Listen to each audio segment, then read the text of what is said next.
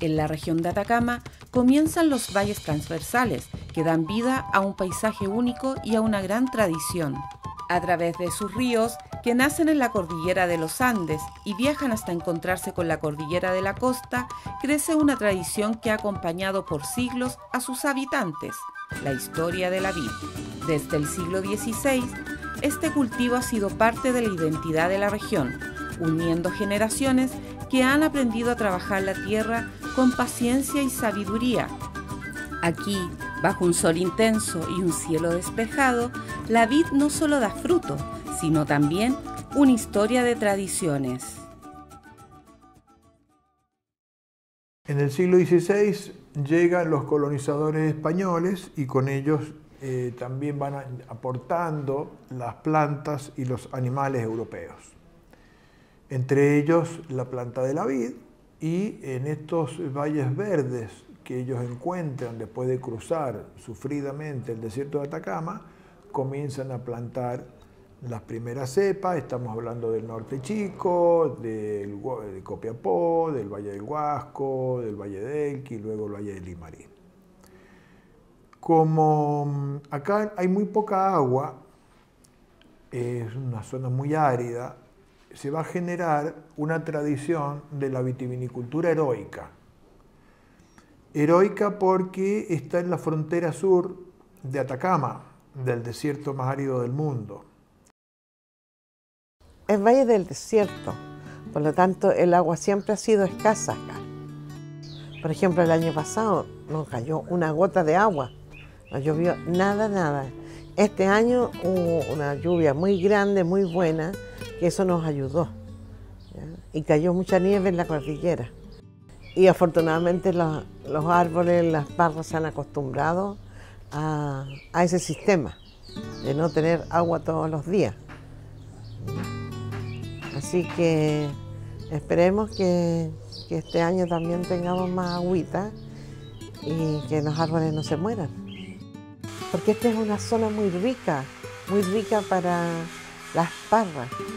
No todas las cepas se dan acá, como en todos lados.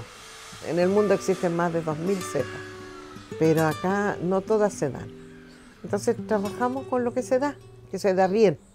Ahora es una uva muy dulce, por lo tanto los grados alcohólicos son altos. Aquí hay como 12 cepas de uva. La Moscatel de Austria, Moscatel de Alejandría, la uva país, que antiguamente se llamaba uva de viña, la San Francisco, la uva rosada, todo ese tipo de cepas. La llegada de ciertos encomenderos como Francisco de Aguirre, como la familia Morales, y la familia Aguirre se reparte todo el valle de Copiapó, lo que es la ramadilla, la bodega y Chamonate, que son los productores, y el valle de Copiapó, que llega hasta lo que es conocido hoy día como Iglesia Colorada. Tengo la idea o la impresión de que allí en la Iglesia Colorada se hicieron los primeros mostos o las primeras llegadas, porque son los primeros asentamientos jesuitas que llegaron acá. San Antonio, Los Loros, ellos vienen bajando y van desde arriba, vienen llegando a Copiapó. Ellos llegan con esa modernidad de la época de usar en las primeras reuniones eucarísticas el uso de la hostia, el uso del vino en el cáliz, los vinos añejos. Está retratado en un cuadro, un óleo, la primera misa de Copiapó. Y allí se puede ver claramente que hay un cáliz, se supone que debe estar con el vino. ¿De dónde sacaron el vino? Eso es algo que es misterioso, todavía no lo sabemos. Más antiguo como la chicha, que las chichas eran producidas por los indígenas.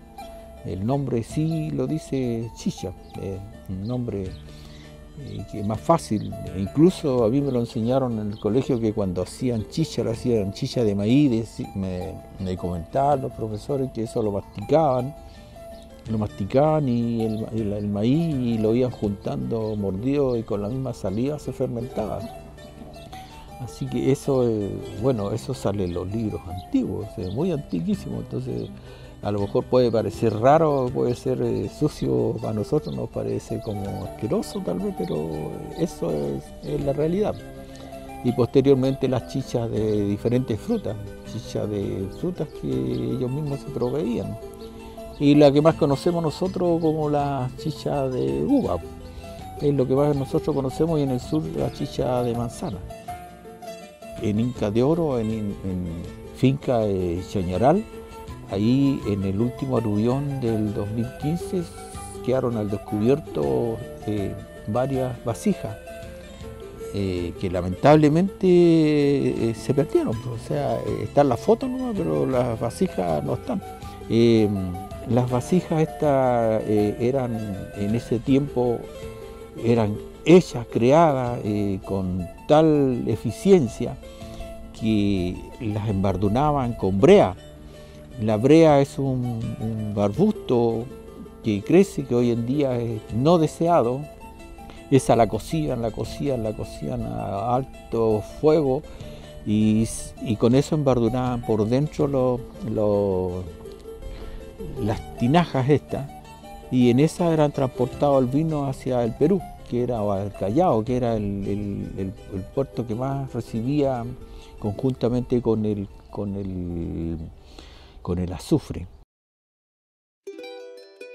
Con la llegada del europeo llegan también todas sus prácticas culturales, y necesitaban también del pueblo originario que conocía el lugar para conocer cómo funcionaba la tierra, los ciclos de la naturaleza, el agua, todo el conocimiento que dejan también los incas a través de las terrazas de cultivo, del sistema riego.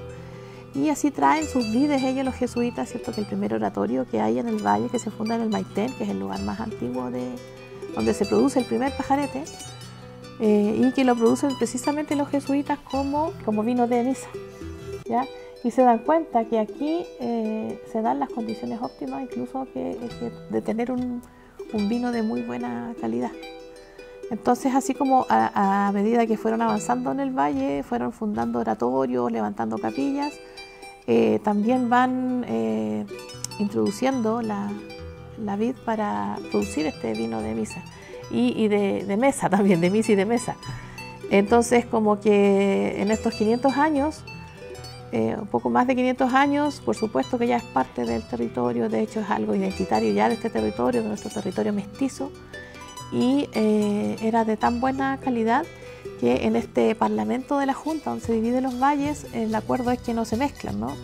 Dicen que como que le prohíben a los indígenas meterse en este territorio, que es como una Nueva España, y el compromiso también de los españoles era no ir a invadir allá. Pero, bueno, la historia desde el lado de los europeos dice que los indígenas venían a robarles el vino, y así por todos los lugares donde ellos conocían. Pero finalmente los herederos, ¿no?, de este valle, y hoy día siguen produciendo, y hoy día hasta el día de hoy es un producto de muy buena calidad. Y está en ambos valles hay pisqueras, aunque la tradición más antigua dice que por este valle se comienza con los piscos y pajaretes.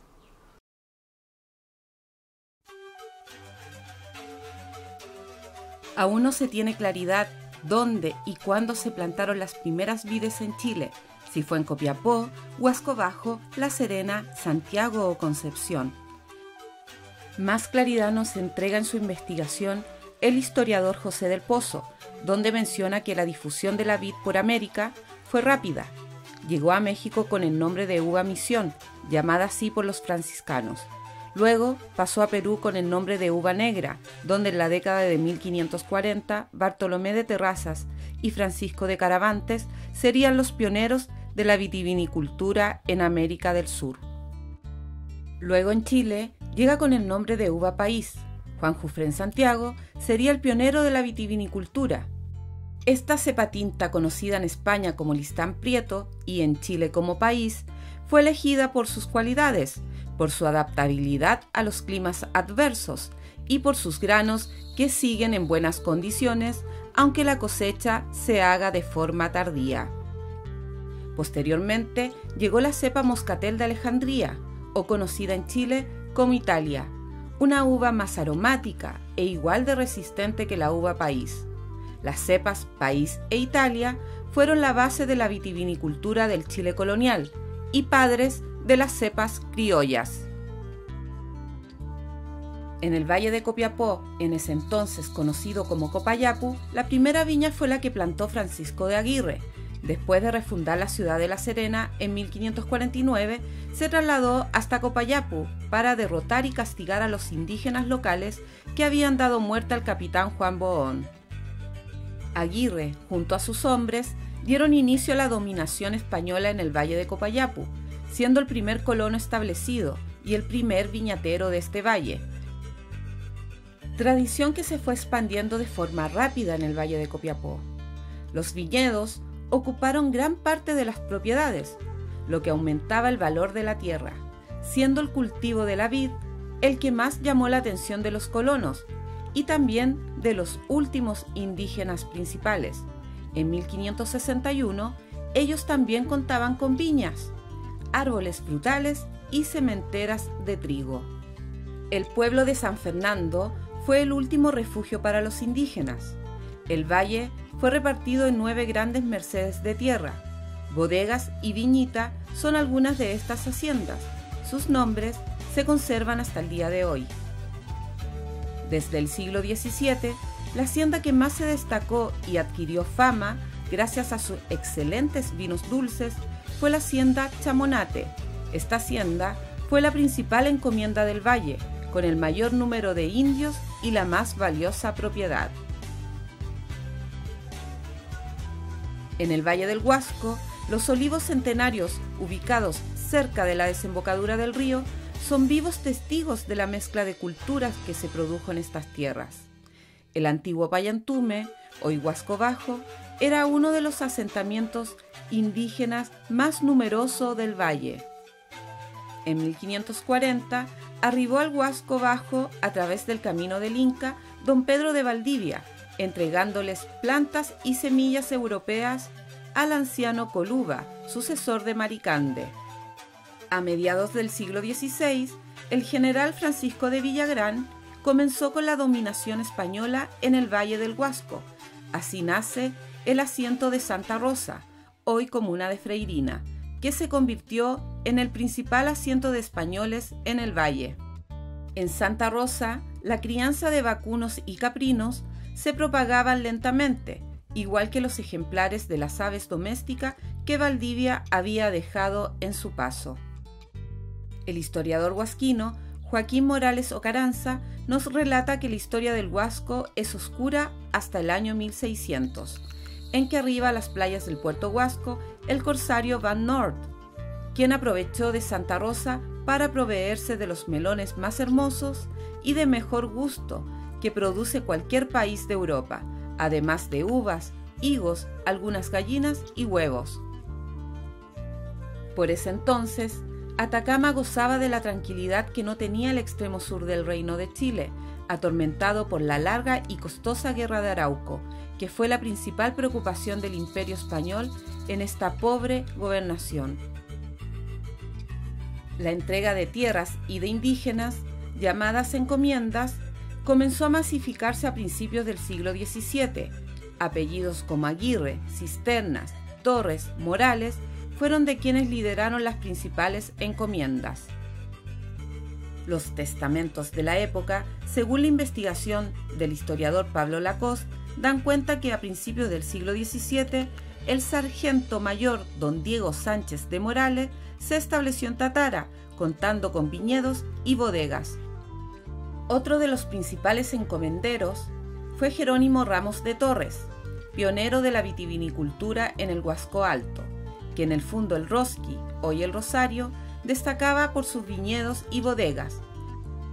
No solo las haciendas laicas se dedicaron al cultivo de la vid, las órdenes religiosas tuvieron un papel primordial. Mercedarios y franciscanos fueron los primeros que llegaron con la conquista, pero a fines del siglo XVI llegó la orden religiosa de los jesuitas, llamada Compañía de Jesús, que se caracterizó por su apego al trabajo y las ciencias. Fundo El Maitén y Fundo Jarilla fueron las tierras trabajadas por los jesuitas que llegaron hasta el Huasco Alto, donde aprovechan el clima y el incesante sol para producir sus vinos generosos y dulces, que se caracterizaban por su elevado grado alcohólico y una más larga conservación. Así nace la producción del pajarete, una tradición que se mantiene hasta el día de hoy.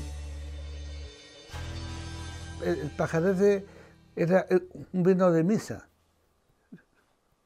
Lo traían los curitas antiguamente. De ahí empezó a masificarse la uva. Los viejitos plantaron la uva y hacían vino, pero de forma artesanal. El vino antiguo se sacaba en noque, en cuero de vacuno, y era muy antihigiénico porque entraban las bacterias, los mosquitos, hasta los ratones se caían al vino y se morían. Entonces era higiénicamente mal hecho. Ahora está hecho con los mismos agricultores, pero más higiénicos. O sea, en cubas de acero inoxidables y todo bien higiénico, bien lavado. Entonces, la diferencia está ahí, es la higiene. Incluso el vino escogido más antiguo de América, de lo que se conoce hasta ahora, según la ciencia, es el pajarete. El pajarete es un vino escogido de la zona del Huasco que se comenzó a elaborar y ya está registrado en el siglo XVIII, cuando en un barco salieron unas botellas de vino de pajarete, y no ha habido en América otro documento que muestre un vino tan antiguo de los que existen ahora. Y el pajarete, desde el siglo XVIII hasta hoy, ha logrado tener una continuidad en el tiempo como algo especial. O sea, para la vitivinicultura de Chile y de América es un tesoro, es un vino natural, elaborado en la región de Atacama, particularmente en la provincia del Huasco, que se mantiene vivo. Las ventajas geográficas y climáticas que posee el Huasco Alto para la producción de pajarete son incomparables debido a las altas temperaturas que posee durante todo el año y la alta radiación solar, lo que permite que las bayas de la uva sean mucho más gruesas, concentrando muchos compuestos fenólicos, aromas y sabores. Las características que posee actualmente el pajarete es que tenga sobre 14 grados de alcohol y un dulzor mayor a 45 gramos por litro de azúcar. En la actualidad, el pajarete se ha caracterizado en el Huasco Alto por sus sabores, por sus colores dorados y por la intensidad aromática que posee la uva moscatel, principalmente. En cuanto a la uva, se puede ocupar los mismos tipos de uvas que para la producción de pisco. Sin embargo, lo que destaca hoy en día en la provincia del Huasco, en el Huasco Alto, son dos principales pajaretes. Estamos hablando de un pajarete blanco, que puede ser moscatel de Alejandría, moscatel de Austria principalmente, o algunas mezclas. Y por otro lado, la variedad tinta, que puede ser de uva país, moscatel rosada o un ensamblaje de ambas. Lo que llevó al pajarete a tener denominación de origen en el año 1953 fue principalmente la protección de este producto. Por lo tanto, al descubrir de que son productos diferentes, que tienen todas estas características diferenciadoras en relación al resto del país, tenían que proteger su producto. Al ensamblar esas dos cualidades, se forma la denominación de origen del pajarete. El pajarete se saca de la uva madura, se cosecha en marzo y se escoge la uva buena para el vino pajarete. Entonces, esa es la diferencia que es con el Herber, porque el Herber se saca en agosto o julio y se saca con el desecho de la uva. Entonces, con los que quedan en el parrón. Entonces, se deja la uva en el parrón hasta que se seque y se parta, le echa una botrytis noble que le llaman, y le da otro sabor al vino. Entonces, el pajarete no, es dulce y con uva escogida. Esa es la diferencia que hay entre un vino y otro. El pajarete no cualquiera lo hace. Tiene su manera de hacerlo, porque es súper complicado. O sea, hay que tener cuidado con la humedad. que cualquier nace se echa a perder. Para hacer un buen pajarete hay que saberlo hacer. El sol es muy importante, porque habiendo sol, las uvas son más dulces, concentran más azúcar. Por ser las Pedro Ximénez, son muy productivas en cuanto a kilos, pero tienen pocos grados de azúcar. Entonces, igual que la minería, un metal de baja ley, lo mejora con una mejor ley porque tiene mejor mineral. Y la uva pasa lo mismo.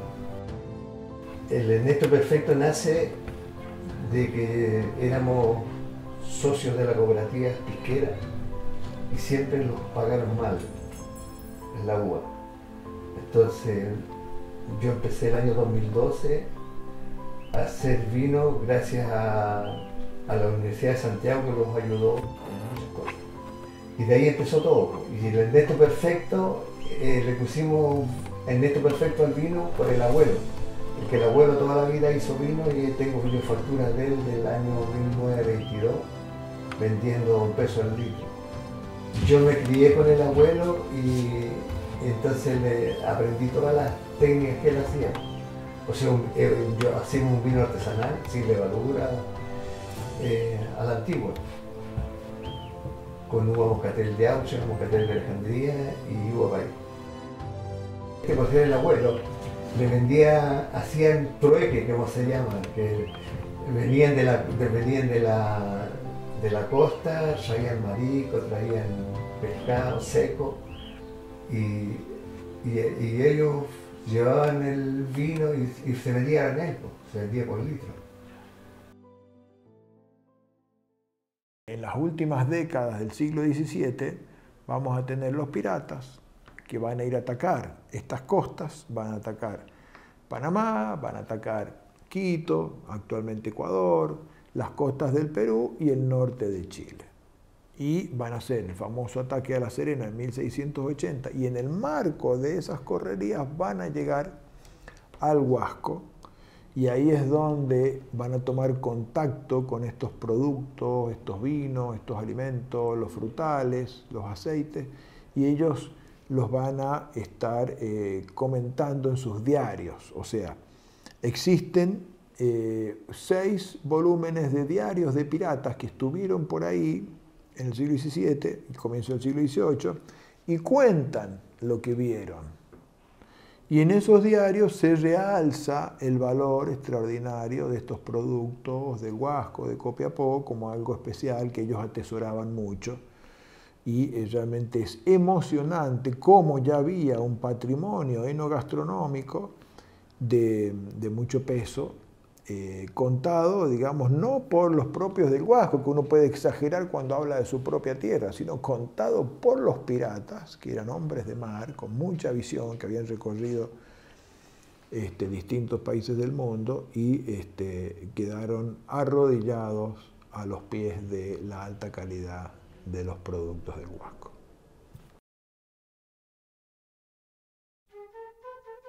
A mediados del siglo XVI, el indígena Diego Hualpa descubre la veta de plata en el Cerro Rico de Potosí, comenzando la historia de la principal fuente de riqueza del virreinato del Perú. Potosí, a mediados del siglo XVII, se convirtió en una de las ciudades más pobladas del mundo. La bebida preferida de los indios mitayos forzados a trabajar era la chicha y el aguardiente. Las grandes haciendas vitivinícolas del virreinato del Perú no dieron abasto, abriendo una oportunidad para el norte y centro de Chile, que tenían un mercado interno insignificante. El antiguo camino del Inca, por donde antes transitaban llamas y guanacos que transportaban el tributo anual de oro desde Chile a Cusco, retomó movimiento. Mulas y burros fueron los encargados de transportar aguardiente hasta la Villa Imperial de Potosí. En tiempos del Chile colonial, la destilación fue una práctica habitual entre los vitivinicultores. El aguardiente, a diferencia del vino, daba la garantía que mantenía sus propiedades en el tiempo, soportando largos caminos a lomo de mula por los montañosos parajes del país. El aguardiente servía como moneda de cambio, desde pagar los impuestos eclesiásticos y parte de los salarios de los trabajadores, a utilizarse como trueque en una época en que el dinero fraccionario era inexistente. En la historiografía chilena, el primer documento que se conoce refiriéndose a la producción de pisco es del año 1717, en Alhué, en la zona central. Sayago menciona en sus investigaciones que en Atacama, Juan Cisterna, a mediados del siglo XVII, se estableció en el último oasis del despoblado de Atacama, Finca Chañaral, que contaba con unos potreros donde solían pastar las recuas de mulas que marchaban cargadas de aguardiente con destino a Potosí. En esta zona árida de Copiapó y del Huasco, en la época colonial floreció la actividad minera. El peso principal de la economía fue la minería. Se descubrió mucho cobre y se comenzó a generar una materia prima que se elaboraba allí mismo. Y surgieron los famosos talleres de los fragüeros de cobre. El fragüero de cobre es el artesano especializado en cobre, así como el herrero se especializa en hierro, el platero en la plata. Bueno, el fragüero de cobre va a ser un personaje muy importante y en el Huasco se va a empezar a generar una gran manufactura de cobres labrados que luego se va a distribuir hacia el sur para abastecer Santiago y el Valle Central, hacia el este para abastecer San Juan y Mendoza y hacia el norte para vender estos productos en Perú, en Quito y en otros mercados. Entonces acá hay una tradición de cobres labrados tremendamente rica e importante, que es la que va a crear las condiciones para que surja la producción de los alambiques para hacer destilados. Y de ahí vamos a tener entonces los orígenes de los famosos piscos de Atacama. El pisco es un destilado de vino. Significa que le sacamos el alcohol del vino.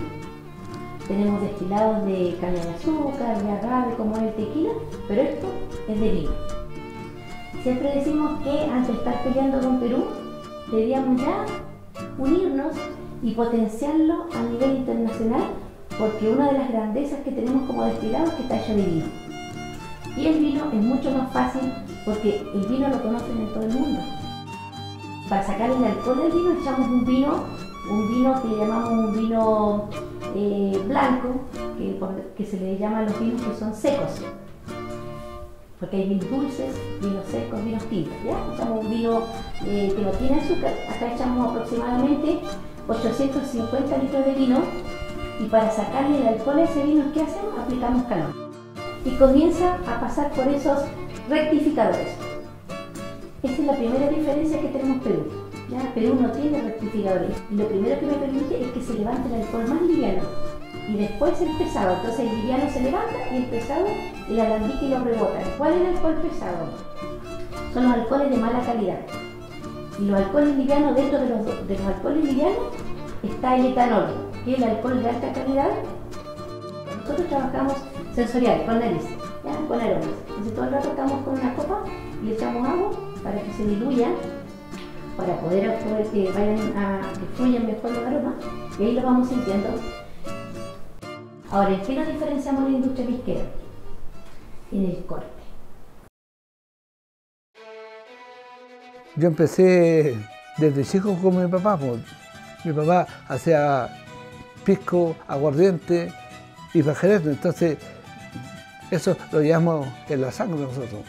Se llama aguardiente porque se sacaba de los viejos de la uva y el pisco no, del caldo, del jugo de la uva. Entonces, esa es la diferencia entre pisco y aguardiente.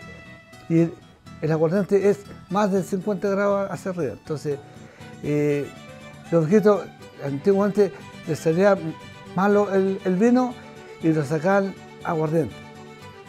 Lo aprovechaban.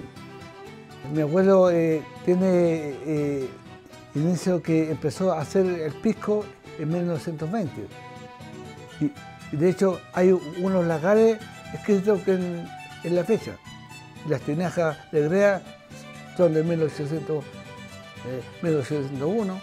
Entonces es muy antiguo ese patrimonio. Igual esta casa es de 1920.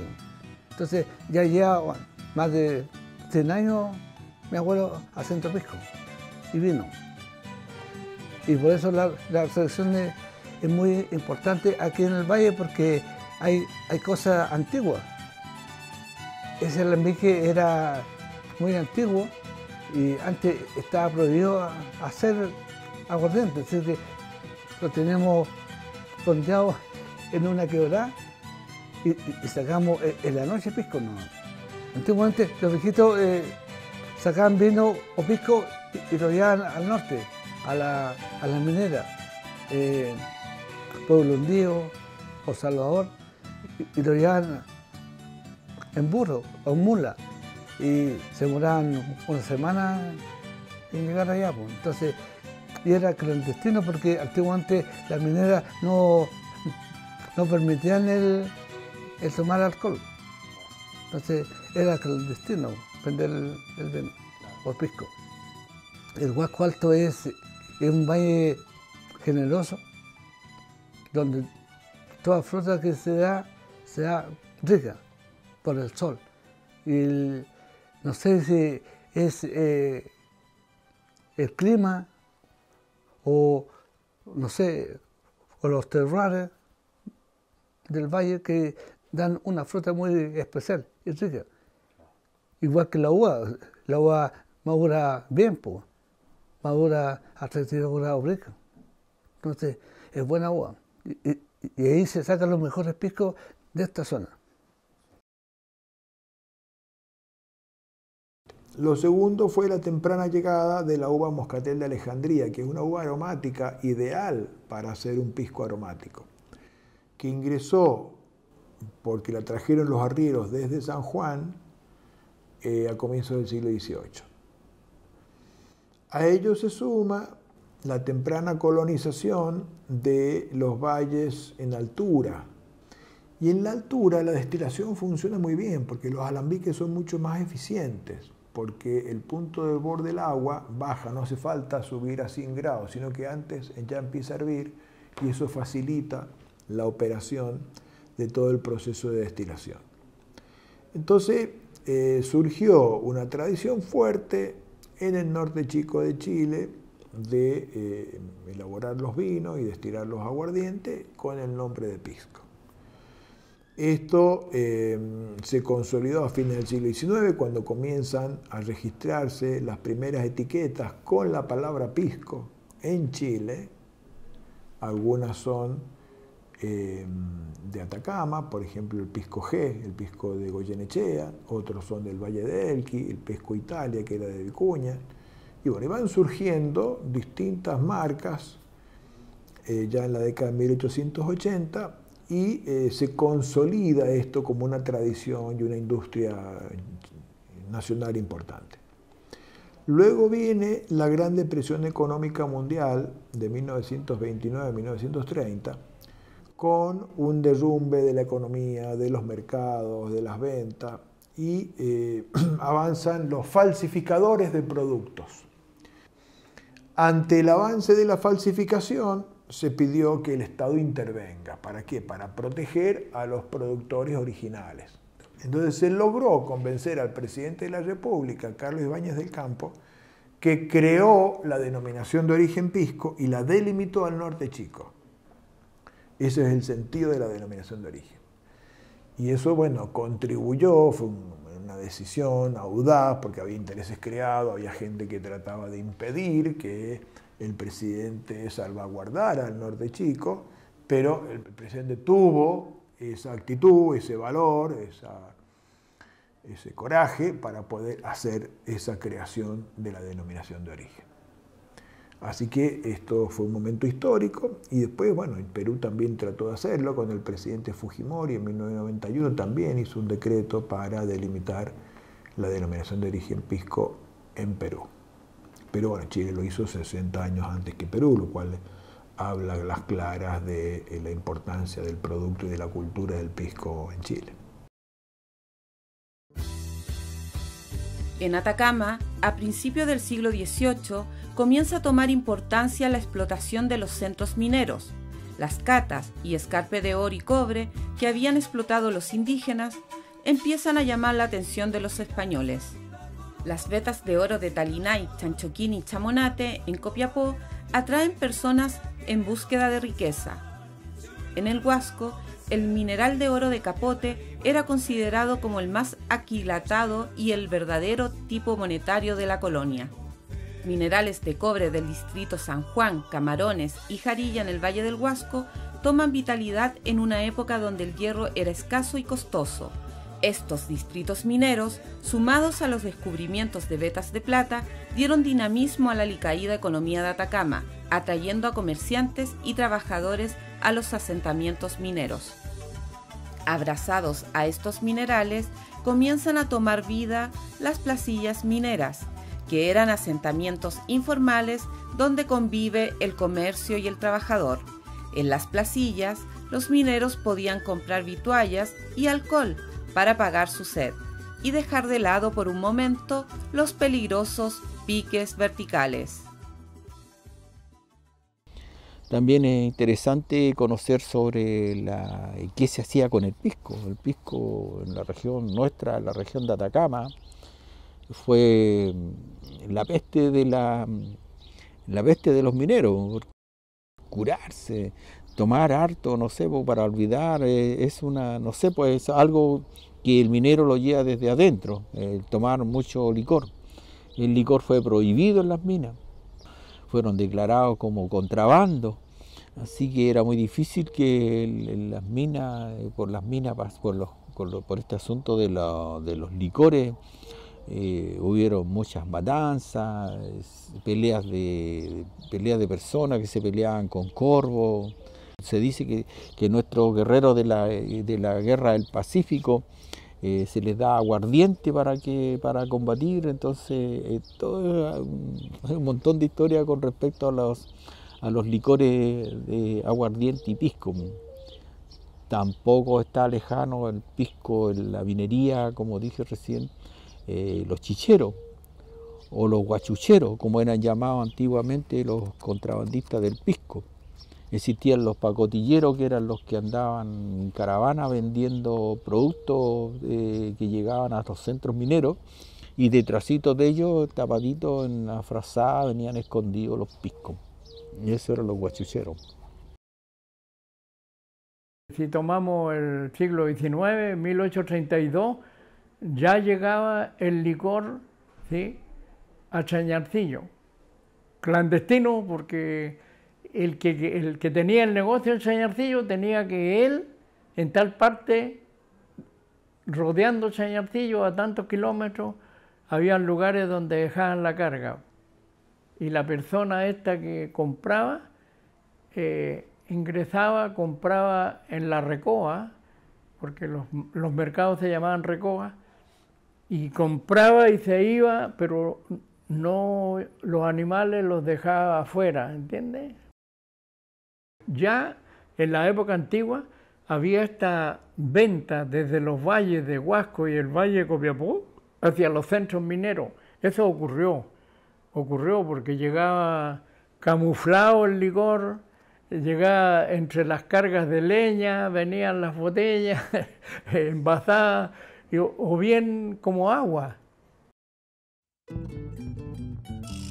Todas las fincas rodeaban las minas porque un establecimiento minero se colocaban más cerca los collas o los diaguitas con sus campamentos, porque sabían que tenían la venta segura de la leche, la venta segura del queso, del charqui, y las mujeres, las polainas, los gorros de lana y hasta los ponchos, porque se vestía, cada minero de Chañarcillo tenía su poncho y lo compraban, precio oro, pero lo compraban. Depende de la lana, guanaco, vicuña, era lo más caro, pero también de oveja.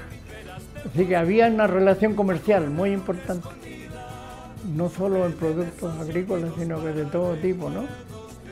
Hasta la pesca llegaban las tiras de lapa amarradas de caldera, llegaba el aceite para las lámparas, aceite lobo, ¿De dónde? De la costa, ¿sí?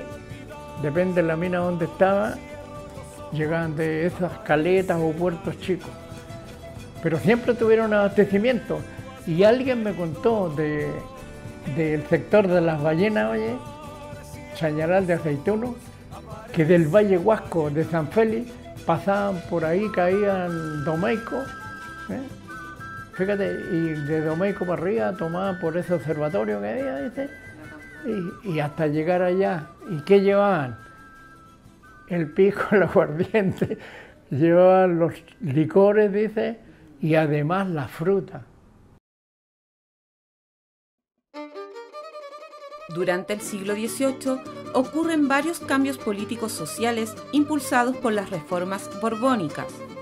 En 1744, gracias a las ricas minas descubiertas en Atacama, el capitán general y gobernador del Reino de Chile, José Manso de Velasco, decide crear una nueva población de españoles, nombrándola Villa San Francisco de la Selva. La idea del gobernador era reunir a la población de españoles esparcido por el valle.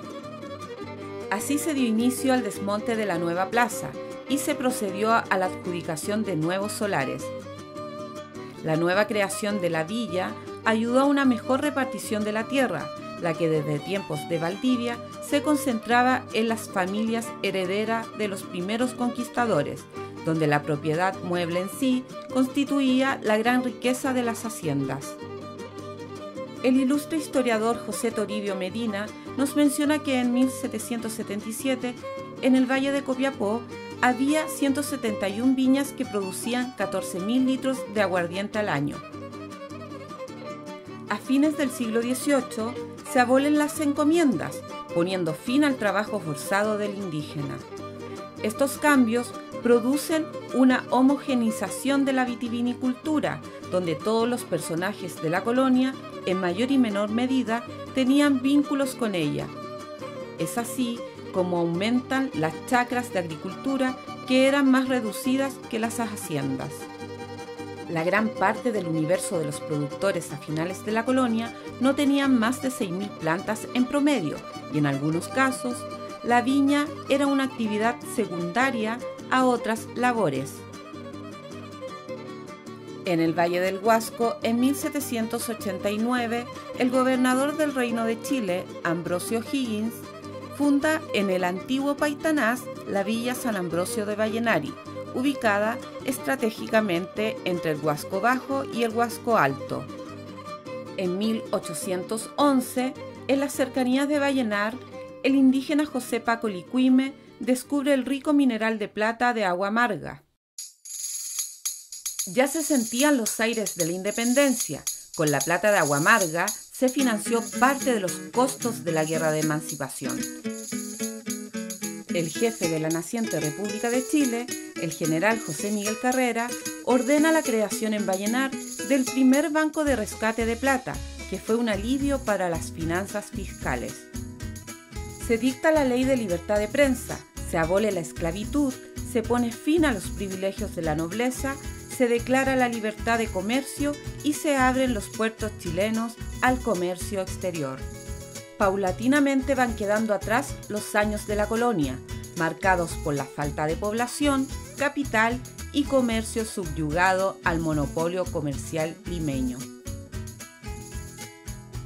El primer gran cambio que tuvo la vitivinicultura chilena en los primeros años de la República fue la progresiva introducción de la tonelería, donde la madera gradualmente reemplaza la greda, que en la época colonial había sido protagonista por su bajo costo de producción. En Chile, en la primera mitad del siglo XIX, el consumo de la chicha era más populosa que la del vino.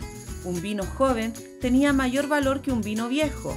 Una de las maneras de mantener un vino en el tiempo era que tuviera un alto grado de alcohol y azúcar, como el vino pajarete del Huasco. El censo vitícola, realizado en 1832, nos entrega una claridad de la cantidad de vides a nivel regional. En Atacama había 162 productores con un total de 162.603 plantas de vide. En el Valle del Huasco, Freirina contaba con 3 viñas, Vallenar con 9, donde destacaban los viñateros José María Rodríguez y José Antonio Zavala.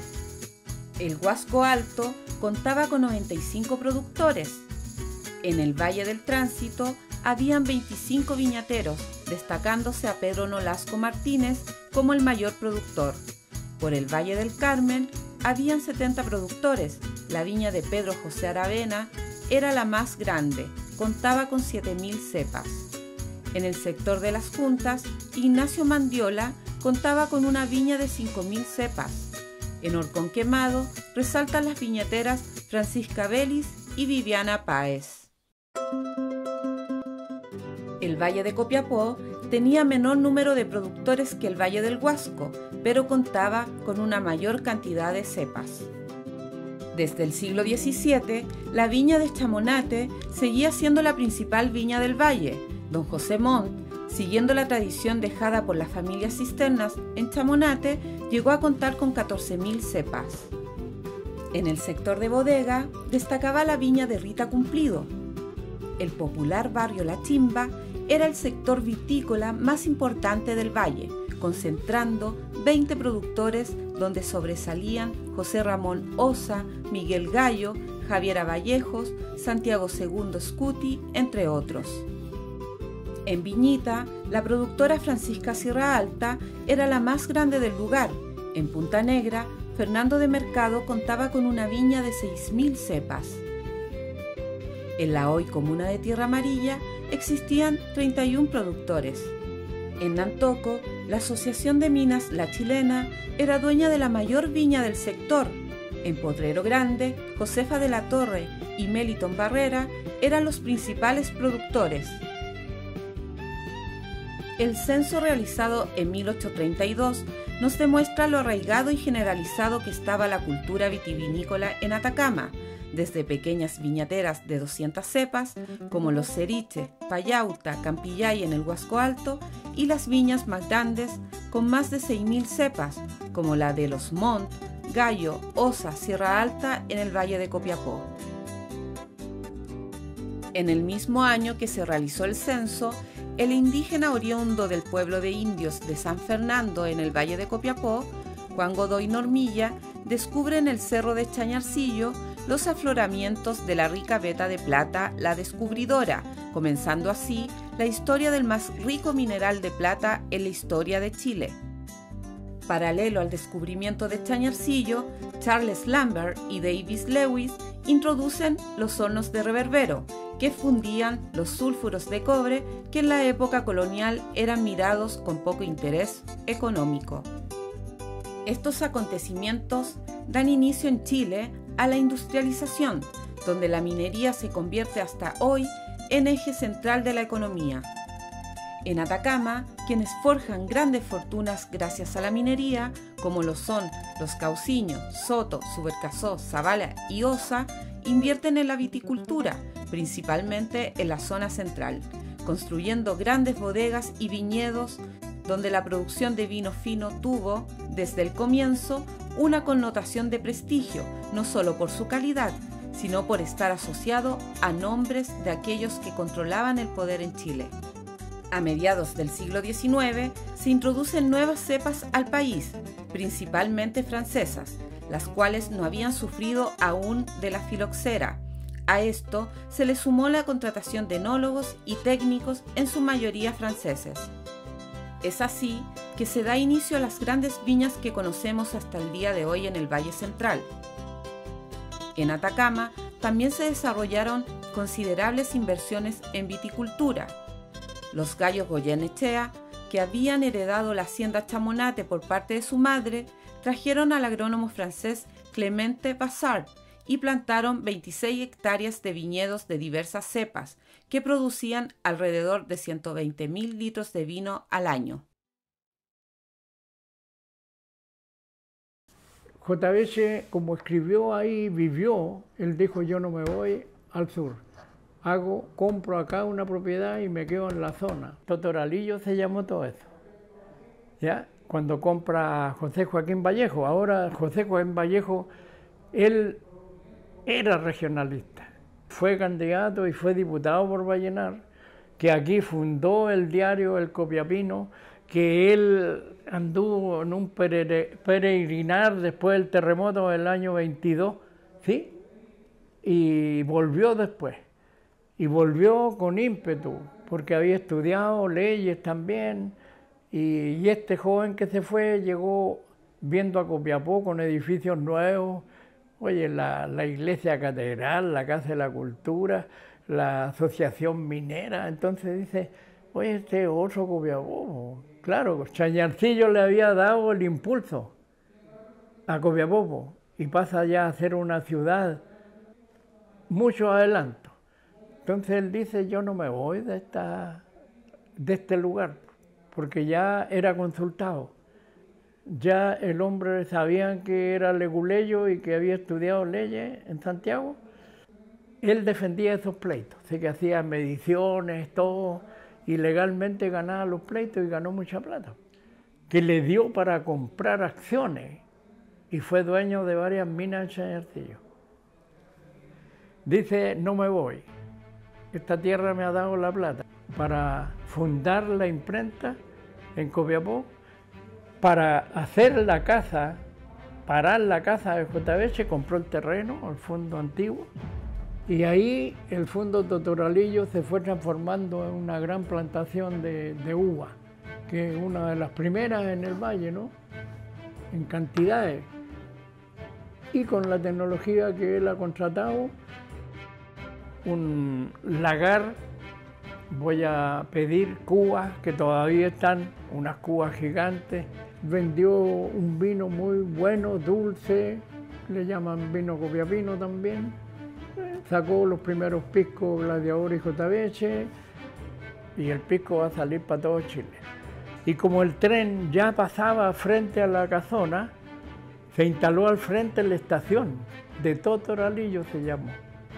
Y la casa de él estaba al frente.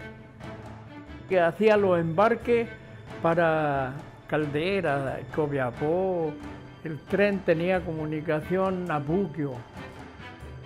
JBH es muy importante en la historia política, en la historia literaria de Atacama, en la historia comercial de Atacama, ¿sí?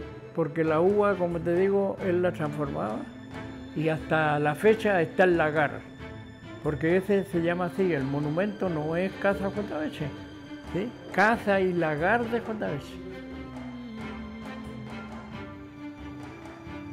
Ramón Subercaseaux plantó viñas que se plantó en la viña en Antoco. El interés principal de ello era la minería.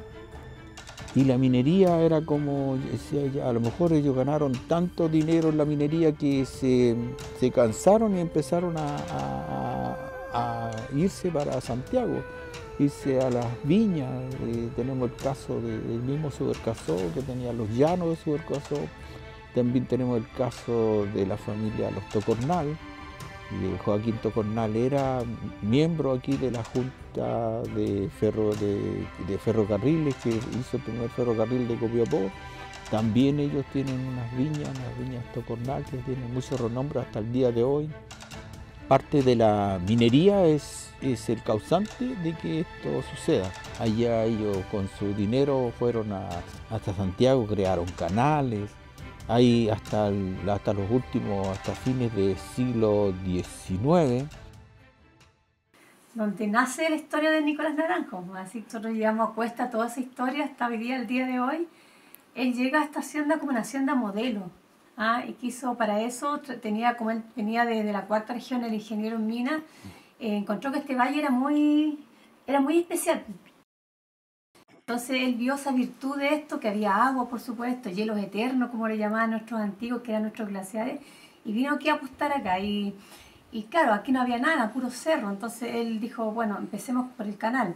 Entonces empezó por el canal, que es muy extenso, tiene casi 15 kilómetros, y como era ingeniero en minas, supo hacerlo muy bien, se hizo puro barreno, con mucha gente de acá y también mano argentina, porque había mucha transhumancia desde Argentina, por estos valles para alimentar las salitreras con carne, con queso y con leche. Entonces se traían por estos valles y quedaban pastando un par de meses, y toda esa gente que quedaba acá, que venía con los animales, se quedaba a trabajar. Entonces él aprovechó esa mano también para Argentina para trabajar.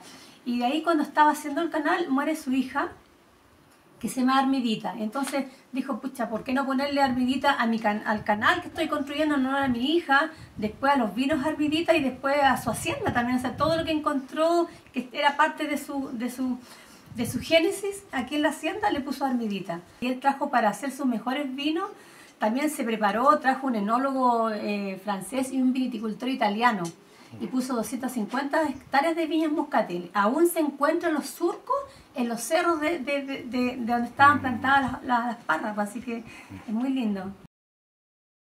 Como las antiguas viñas, antiguamente no había luz eléctrica, la única forma de preservar los vinos más tranquilos, más quietos, sin tanto frío, sin tanto calor, que se llama oscilación térmica, se usaban los túneles. Entonces, no es una excepción Villa Armidita que tenga desde fines del 1800, los túneles.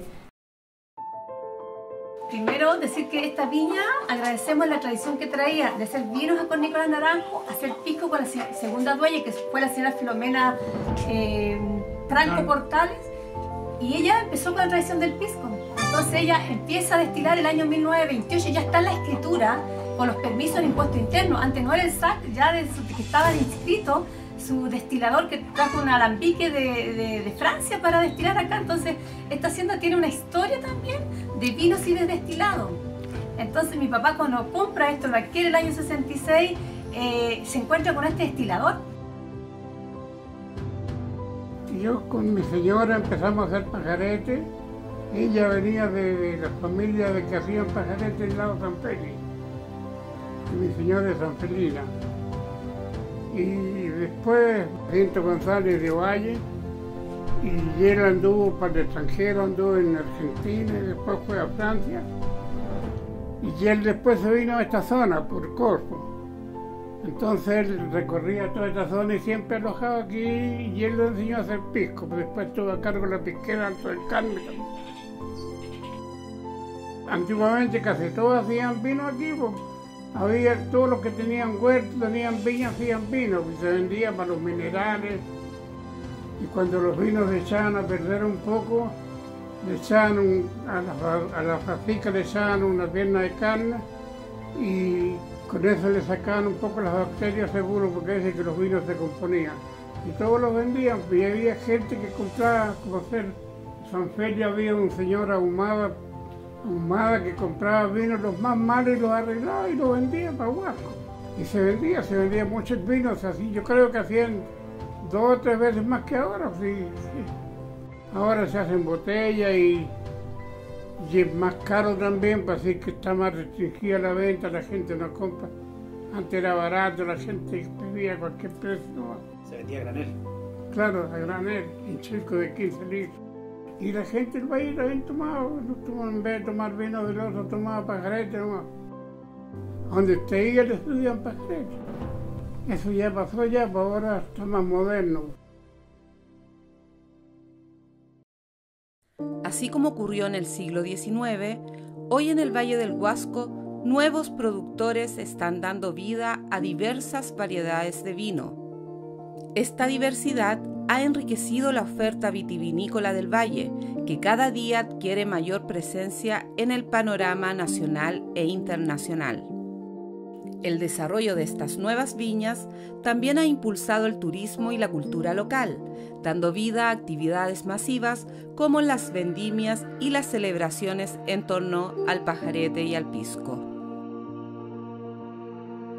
Se reconocen como vinos tranquilos, elaborados en sectores más cercanos a la costa y con menor graduación alcohólica que los provenientes del Huasco Alto.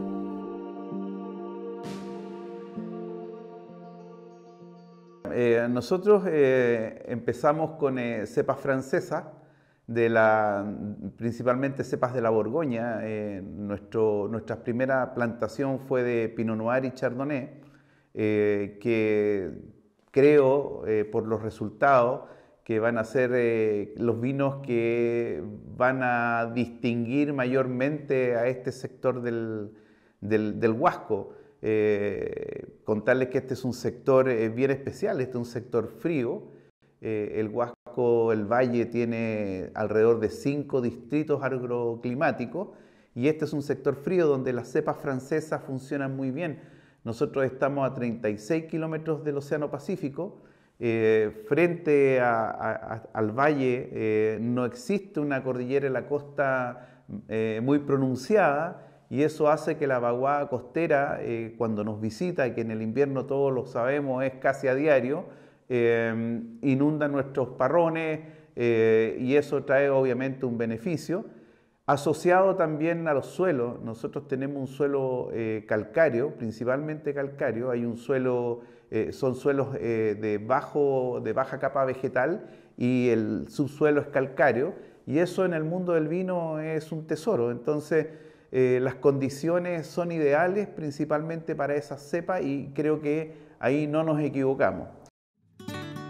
Bueno, cuando partimos en esta idea, en la provincia del Huasco, cercano a nosotros, solo existían las pruebas que estaba haciendo Viña Ventisquero, que producía fruta, la vinifica en la zona central, y ellos tenían un buen resultado. Entonces, sin duda alguna, uno de los motivos que nos empuja también, además de otras razones que de acuerdo al libro podía resultar, son las cepas francesas de Pinot Noir y Chardonnay.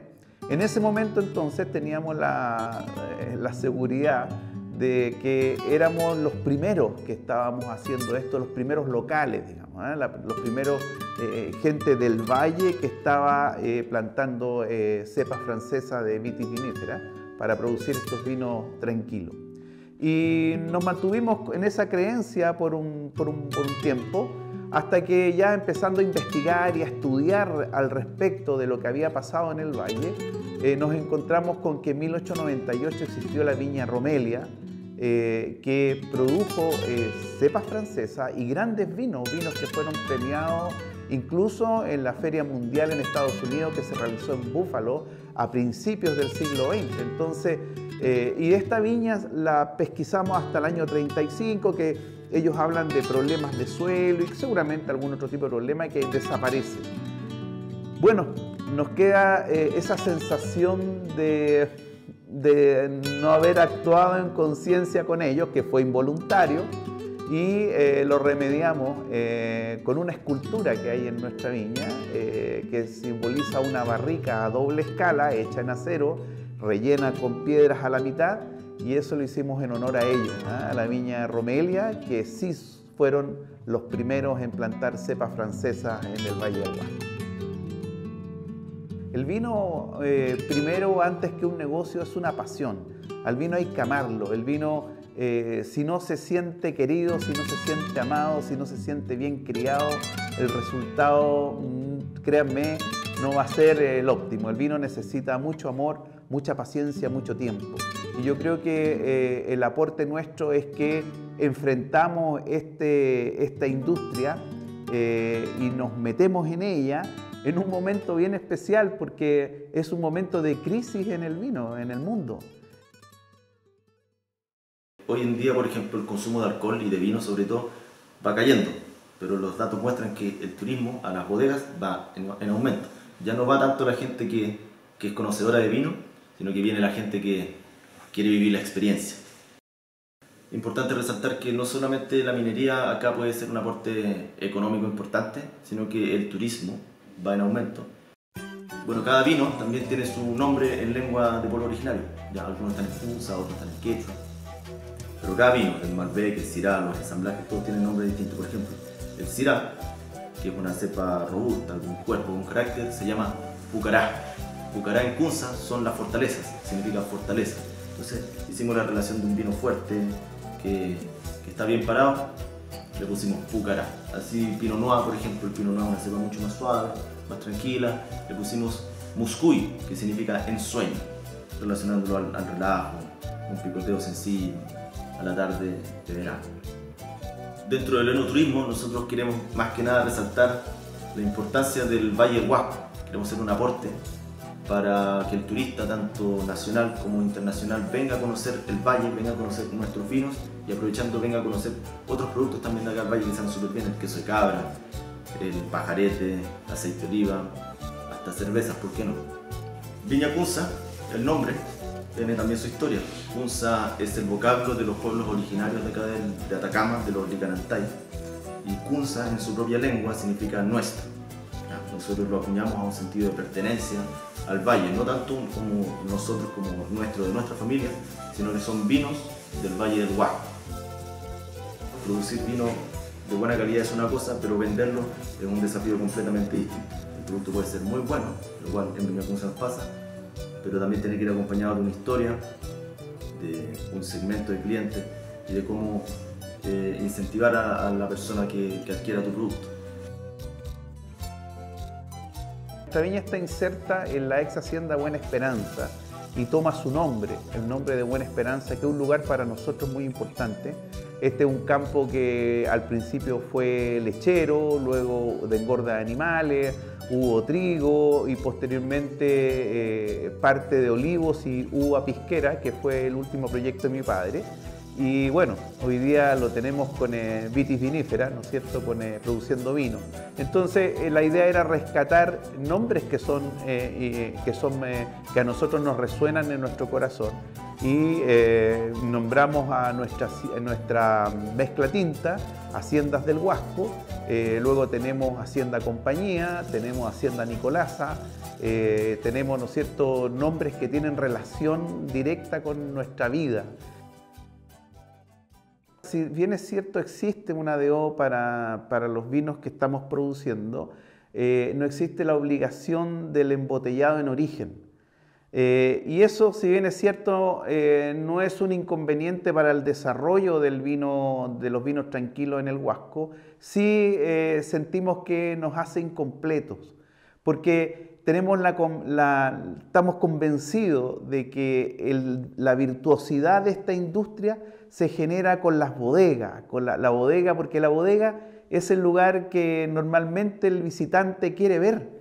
Es difícil que vengan turistas solamente a mirar una plantación, a mirar solo el viñedo, sino que la bodega trae el relato, trae la historia, trae esa cosa tan linda que trae el vino, está asociada a la bodega. Pero hoy día no existe, dentro de esta DO, no existe el embotellado en origen. Es decir, podemos perfectamente producir vinos del Huasco en cualquier parte de Chile. La uva vinífera no ocupa tanta agua como uno pensaría. Nosotros regamos aproximadamente 3 horas a la semana y de las 56 semanas del año ocupamos 30 para regar, las otras no se riegan. Entonces, también esto es una solución a la crisis hídrica que se presenta en el momento en el valle, para generar un producto de excelente calidad, con poca agua y amigable con el medio ambiente. ¿Ya? Nosotros somos vinos, siempre que vamos a eventos nos presentamos como vinos del desierto, vinos de Atacama. Por sobre todo vinos del Valle del Huasco. La gente se pregunta cómo puedes hacer vino en el desierto, y con mucho amor, dedicación y con la poquita agua que tenemos se puede hacer milagros.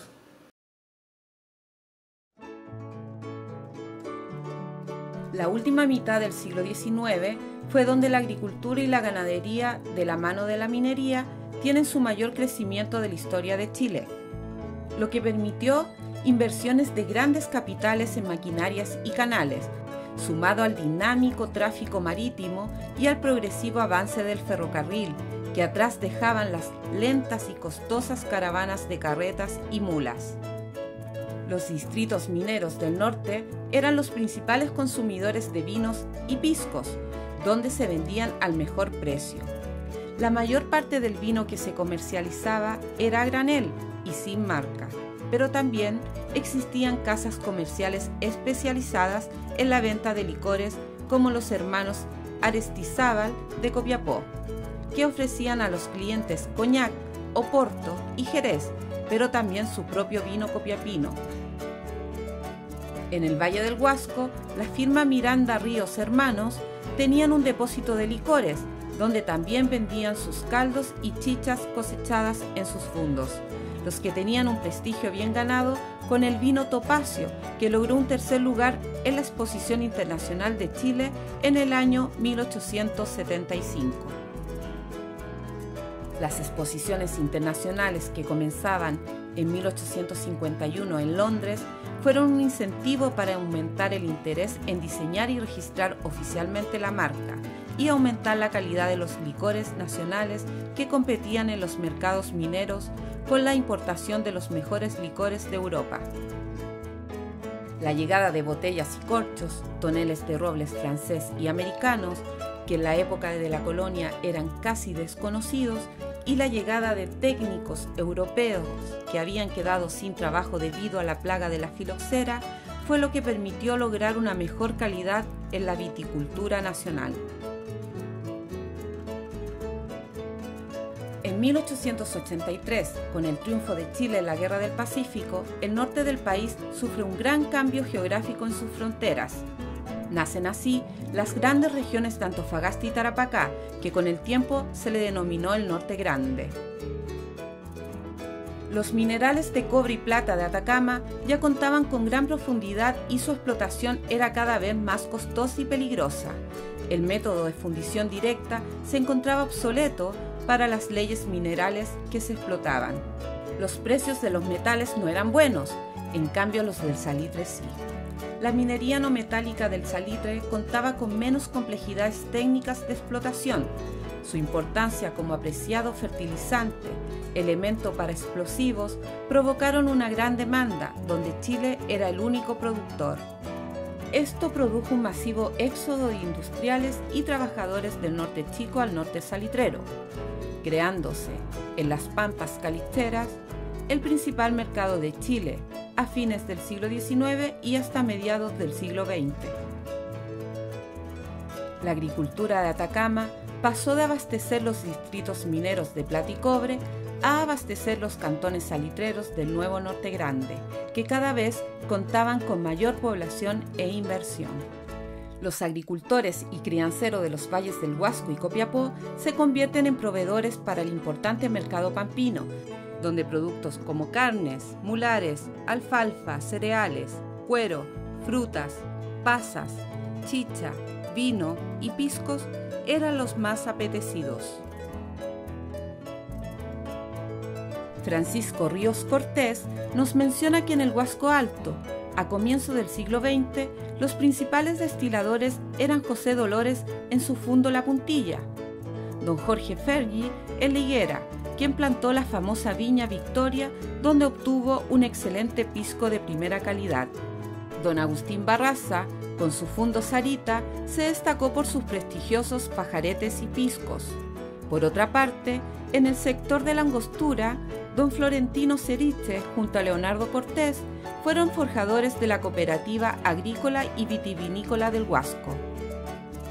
A la tradición de destilar del Huasco Alto se sumaron nuevas familias españolas, principalmente destiladores catalanes que habían sido afectados por la filoxera.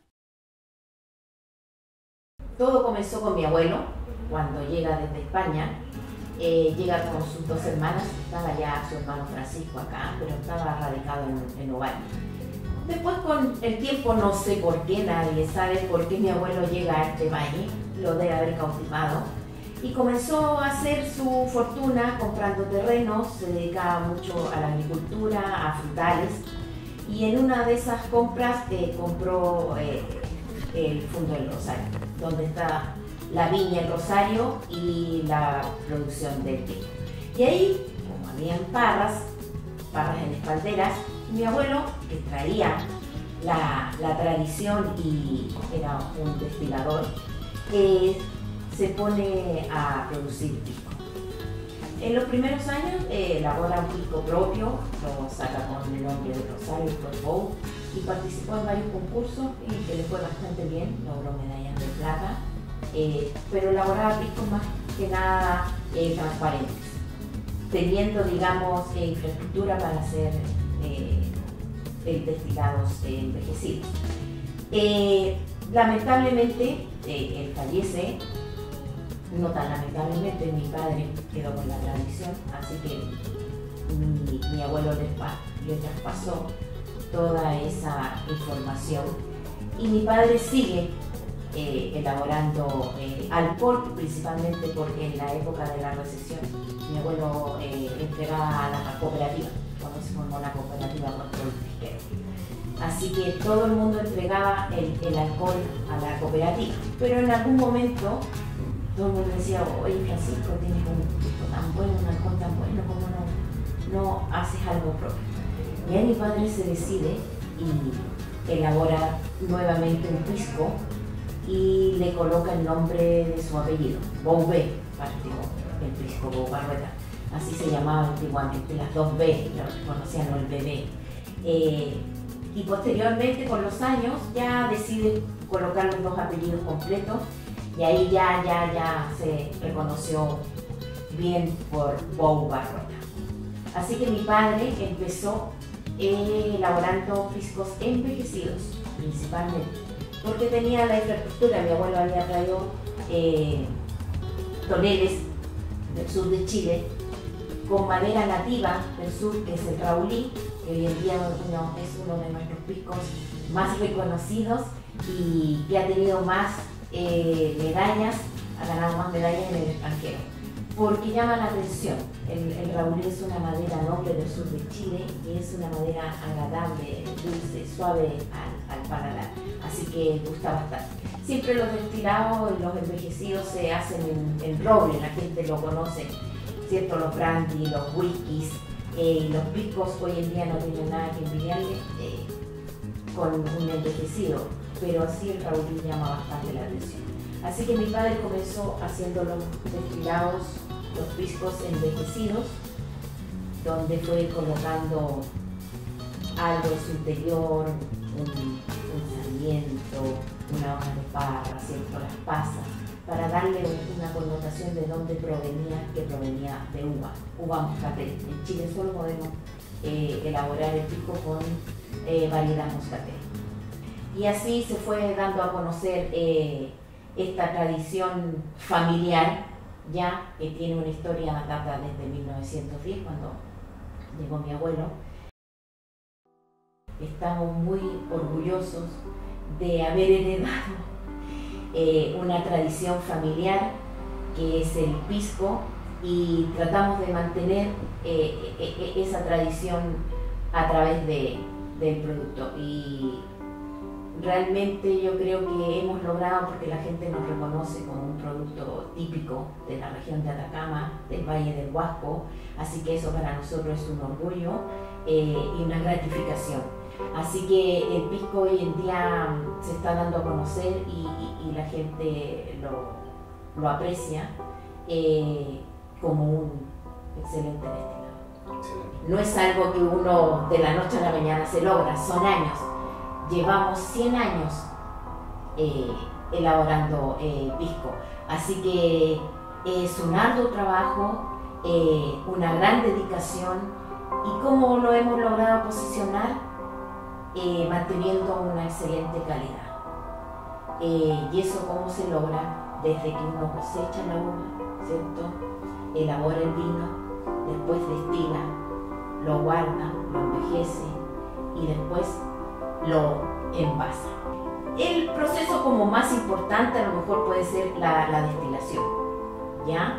Que ahí hay que darle dedicación, tiempo, hay que esperar. Es un proceso largo, no menos de 9 horas. Son de 9 a 12 horas donde uno puede destilar. Y de 1000 litros uno saca 200 litros de alcohol. Y después de destilado es envejecer, guardarlos en barricas de madera y también esperar el momento preciso. Hay que degustar, irlos probando, darle su tiempo. Nosotros no tenemos menos de un envejecido que no sea de 3 años. Así que es un arduo trabajo, una ardua espera, y después ver que esté adecuado, que haya logrado ensamblar todos los sabores, uno puede degustar. Aquí en el valle, en la región, la gente, si va a llevar algún regalo, para nosotros es un orgullo, lleva un pisco de nosotros, como un pajarete, ¿cierto? Pues, pero algo propio de la región, y se sienten identificados.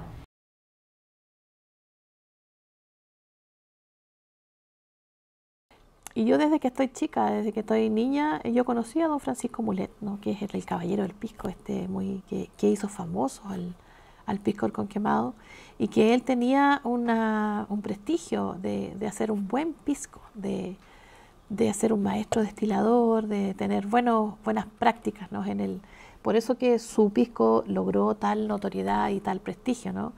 Porque realmente era así, el caballero hacía una buena destilación y tenía el cuidado desde las parras, ¿cierto? De producir la uva él mismo producía su uva para hacer el pisco y los licores, que el nispereto y otras cosas que todavía se hacen. Entonces don Francisco era una persona además muy respetable acá en el pueblo, gozaba del respeto de los vecinos, y bueno, eso lo hereda su hijo don Eduardo Mulet, que continúa con la tradición del pisco y hace crecer un poco más la pisquera. Hoy día producen en mayor cantidad, porque siempre han tenido producción limitada, ¿cierto? Porque como era de excelencia, o sea, al cambiar del tipo de producción industrial, de la artesanal a industrial, pierde un poco calidad. Entonces, don Eduardo logra esto de ampliar y de producir mayor cantidad sin perder la calidad, porque tampoco es una producción demasiado así, no son miles y miles y miles de litros. O sea, sigue siendo una producción limitada, un poco más grande de la su papá, y además va diversificando, aplica un poco de tecnología, diseño a las botellas, diseño a las cajas, y saca nuevos productos, nuevas marcas, entonces se crece un poco más. Y hoy día está su hija Catalina, según lo entiendo, que es la heredera de don Eduardo, no solo eso, tiene 2 hijos, ¿no? Pero Catalina es quien asume la responsabilidad de mantener la tradición familiar del pisco.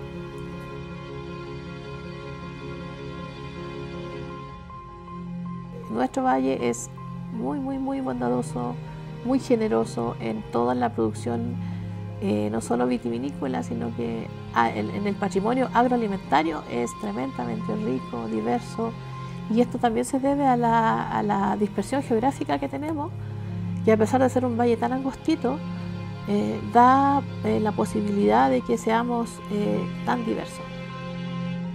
Nosotros podemos hablar de la diversidad cultural, porque aquí se mantienen muchas prácticas antiguas que son indígenas, mestizas, y entre esas está el pisco del pajarete. De hecho, nuestro gentilicio es huascoaltino. Hay gente que desde Alto del Carmen, ¿no? Que se llaman los Alto Carminos, hoy día le dicen altinos, pero en realidad el antiguo era Alto Carmino, pero es la gente solo de la localidad de Alto del Carmen. La comuna de Alto del Carmen sigue llamándose Huasco Alto, digamos, para la gente, ¿no? Para el vulgo, seguimos siendo nuestro gentilicio, nosotros somos huascoaltinos, no somos Alto Carmen. Nosotros somos un territorio que no llueve casi, llueve en invierno y esa lluvia se va. Lo que nos surte de agua es la nieve y la neviza, ¿cierto? Que es esta nieve que dura más de un año, de un tiempo más, y los glaciares que van sublimando el agua de a poco y que permiten esta calidad, porque como nos dan el agua de a poco, arrastran minerales que de manera natural y hacen que esta agua sea, que fue hace tiempo, una de las aguas más limpias, ¿ya? Ricas en minerales.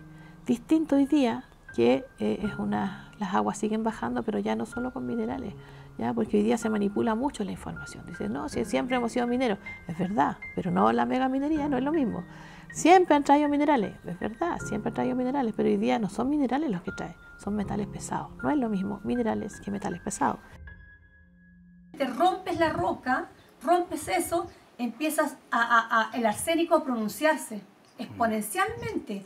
El arsénico, el aluminio, el zinc y muchos otros minerales que en pequeñísimas cantidades son bondadosas para nosotros como seres humanos y para las plantas, para todos animales, para todo reino, animal, vegetal, lo que tú quieras poner, pero si lo traes en mayor cantidad, produces daño. Y es el daño que si nosotros, que este valle tiene tantas bondades, tú lo vas podríamos decir, a liquidar, a matar, justamente porque también en nuestra cordillera está lo más preciado que tenemos, los glaciares. Desde mediados del siglo XX, las cooperativas pisqueras representan la principal agroindustria del norte chileno, con una red de 1.600 viticultores cooperados de Atacama y Coquimbo. El pisco no tenía competidores en el mercado interno, debido a las políticas protectoras de la época, donde habían altos impuestos a los destilados importados. En los años 60 se producían más de 60 millones de litros de pisco al año. En el Valle del Huasco, en la localidad imperial, la familia Ruiz producía el pisco más destacado de esos tiempos, el pisco Tacam, que fue sinónimo de calidad para la época. En el Valle de Copiapó existía la Cooperativa Agrícola Pisquera, la cual contaba con 35 viticultores que producían 500.000 kilos de uva pisquera al año. Las dos principales destilerías eran las de Ramón Calleja, en el fundo de J. Beche, y Juan Papa Prieto, ubicadas en Tierra Amarilla. Esta organización resolvió diversificar sus actividades y se orientó a la producción y comercialización de la uva de exportación, que tenía la ventaja de ser una de las primeras en llegar al mercado norteamericano, con un precio insuperable para la uva de la época. El agua es la que manda, y un ingeniero agrícola, que es don Alfonso Broen, se fue a Europa y nos trajo una tecnología nueva que es el riego por goteo, ¿sí? Entonces la transformación viene desde que él instala las primeras parronales con riego por goteo. Y la gente, bueno, aparecieron los otros, los de Santiago y los de otro lado, que son comerciantes, Ruiz Tagle y todo. Y ya vamos eliminando. Proven elimina los grandes potreros de sandía. La sandía era mejor que la del sur, fíjate. Y con mucho respeto, porque la de Paine es la que más hablamos. Pero la de Hornito fue una exquisitez que la preferimos toda la vida, ¿sí? Y después se pierde en San Antonio, los Pesenti transforman las grandes plantaciones de naranja Thompson y ahora Ayuba. Y se fue transformando el valle, fuimos el terreno ocupándolo en la uva, porque la uva daba una remuneración especial, pagaban en dólares, y una uva tan exquisita, ¿sí? Llegaron las mineras, que también hicieron tremendos pozos porque tenían los recursos. Entonces se fue secando y llegó un minuto en que ya mi papá no pudo seguir por un tema económico, seguir ahondando el pozo, y llegó un momento en que se secó. De hecho, Copiapó surtía al norte del país a través del ferrocarril, llevaban el vino generalmente para las salitreras, que estaban en su auge, ¿ya? Pero después ya se terminó el ferrocarril, empezaron a llegar vinos del sur y la cosa se fue terminando. Y después, como aquí había muy buenos viñateros y se conocían, empezó a tratar de hacer vino. Según él nos contaba que la primera vez que hizo vino salió cualquier cosa menos lo que él quería. Y así después, con la ayuda de sus otros colegas, empezaron a mejorar el sistema hasta que llegó a lo que él deseaba. Primero empezó a hacer chicha, después vino blanco, vino tinto. Después se le ocurrió hacer vino añejo. Y ahí empezó ya toda la producción ya dedicada totalmente de los vinos. Y bueno, junto con mi mamá, con nosotros también, él trabajaba en el ferrocarril, era maquinista, así que en sus ratos libres, y los que no tenían tan libre también, todo trabajar acá. Actualmente ya no quedan viñateros porque los antiguos dueños ya estaban más de edad, los hijos no tenían la misma intereses, y obvio, porque a los hijos no se les puede exigir que sigan con los sueños de los padres. Entonces empezó el boom de la construcción, le ofrecían muy buen dinero por las hectáreas de terreno, y llegó un minuto en que simplemente se acabó. Mi padre le ofrecían millones de dólares por estos terrenos, pero él no, siempre decía, esta es mi vida y la de mi familia, Así que mientras yo esté vivo, esto no se vende. Pero a su alrededor, todos vendieron. Y desgraciadamente, como te digo, porque es una pena, porque habían muy buenos y había muy buen vino. Una de las características de la vitivinicultura de Atacama es que el protagonista es el pequeño productor. Pero comenzó así en los orígenes, porque al ser una zona tan árida, la producción es tan esforzada que los viticultores se tenían que concentrar en un paño muy pequeñito de viñedo para poder trabajarlo, y de ahí conseguían un poquito de uva, y eso era lo que ellos podían hacer. O sea, no hay grandes paños, acá no hay plantaciones industriales de grandes dimensiones, no. Pisco de Atacama, el pajarete de Atacama, no pueden entenderse como productos aislados, sino que son parte de una trama, de un paisaje cultural. Ellos surgieron articulándose con otros sujetos históricos, con los fragüeros de cobre, con los arrieros, con los talabarteros, que eran los que fabricaban los óderes de cuero para poder llevar el pisco en las mulas por los caminos de montaña, hacia los mercados, hacia Potosí, por ejemplo, que era un centro minero muy próspero del siglo XVII, siglo XVIII, entonces ahí se iban a vender estos productos. Entonces hay un montón de elementos, están los pastores, que son los que crían las ovejas, las cabras, los maestros queseros que preparan esos quesos de cabra, las empanadas de queso de cabra, tomate y albahaca, los molinos hidráulicos harineros, los horneros se podían alimentar y abastecer, los arrieros. Entonces todo un mundo que está en movimiento, un paisaje cultural integrado, donde el pisco y el pajarete forman parte porque estimulan el comercio, promueven las rutas, el intercambio, van como animando la vida económica, social y cultural de todo el territorio.